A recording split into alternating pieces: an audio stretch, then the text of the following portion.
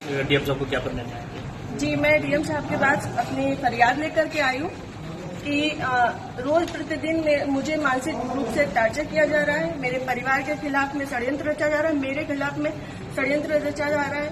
और ये षड्यंत्र के सूत्रधार जो है वो आदरणीय हमारे पूर्व सांसद सुब्रत पाठक जी, जिन्होंने हमारे गेस्ट हाउस को लेकर के हमें ये कहा कि हम भू माफिया हैं।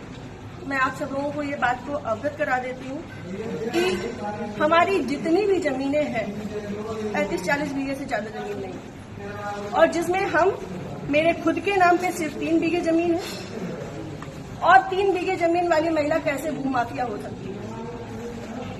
और 35-40 बीघे की जमीन में मेरे ससुर साहब, मेरी सासू माँ, मेरे हस्बैंड और मेरे देवर देवरानी 6 लोग आते हैं। इतनी सी जमीन में कैसे लोग भू माफिया हो जाते हैं? जो ये बड़ा उससे कह रहे हैं कि चपुन्ना के भू माफिया। और रही बात मेरे गेस्ट हाउस की, राधा रानी गेस्ट हाउस की, तो आज इन्हें ये पर लग रहा है कि वो हमने सरकारी भूमि में बनाया है, अवैध जमीन पे कब्जा किया है। तब क्यों नहीं लग रहा था जब 5 साल से उसी में दावतें खा रहे थे, भारतीय जनता पार्टी की मीटिंगें कर रहे थे, हमारा पैसा खर्च करवा रहे थे, रोज मीटिंगें हो रही थी, तब क्यों नहीं ये आपको लगा था? आप पूर्व सांसद के ऊपर एक आरोप लगा रहे हैं। बिल्कुल, आप भी बीजेपी के कार्यकर्ता? मैं बीजेपी की कार्यकर्ता हूँ और बीजेपी में ही काम करती हूँ शुरू से लेके लास्ट तक, जब तक मेरा जीवन मुझे अलाउ करेगा, जब तक ये कन्नौज के नेता मुझे सहज भारतीय जनता पार्टी में रहने देंगे, तब तक मैं भारतीय जनता पार्टी की ही सदस्य हूँ। पार्टी में आपने इसकी उच्च पद पे लोगों से शिकायत की है? मैंने ये इस विषय के बारे में यहाँ से लेकर प्रदेश अध्यक्ष तक को सबको सारी बातें पता है, और आज से नहीं पता है, ये पिछले 2 सालों से पता है। मेरे पिताजी, मेरे ससुर साहब, मेरे हस्बैंड, मेरे हम सब लोगों के लिए हत्या तक का मतलब षड्यंत्र रचा जा चुका है, और विगत के चुनाव के निर्णय के बाद ही रचा गया। पिछली 4 जून को रिजल्ट आया है, पिछली 3 जून को ये हमारे गांव गए थे। हमारे गांव जाकर के इन्होंने, हमारे राइवल्स हैं जो, उनके घर जाकर के इन्होंने 2 घंटे की बैठक रखी जिसमें षड्यंत्र रचा गया।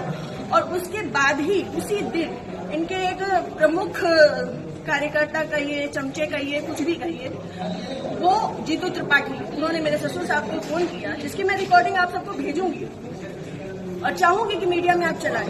उन्होंने मेरे ससुर साहब को धमकी दी कि अगर चपुन्ना चुनाव नहीं जीता तो आपको 4 तारीख के बाद देख लिया जाएगा। उसके बाद से ये सारा षड्यंत्र रचा गया। क्या चुनाव हरवाने में आपका भी श्रेय जाता है? मैं भारतीय जनता पार्टी, जिस तरीके से वो आरोप लगा रहे हैं, क्या वो कुछ भी कहे, वो तो ये भी कह रहे हैं कि भाई नया पार्टी ने 20 लाख रुपए ले लिए थे सपा से।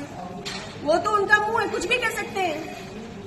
पर मैं भारतीय जनता पार्टी की कार्यकर्ता हूं, और सभी लोग सोशल मीडिया जानते हैं, चलाते हैं, सभी लोग मेरी आईडी में देख सकते हैं कि मैंने किस तरीके से काम किया है। मैं सुब्रत पाठक के लिए काम नहीं करती, मैं भारतीय जनता पार्टी के लिए काम करती हूँ। आपने प्रशासन और पुलिस से शिकायत की?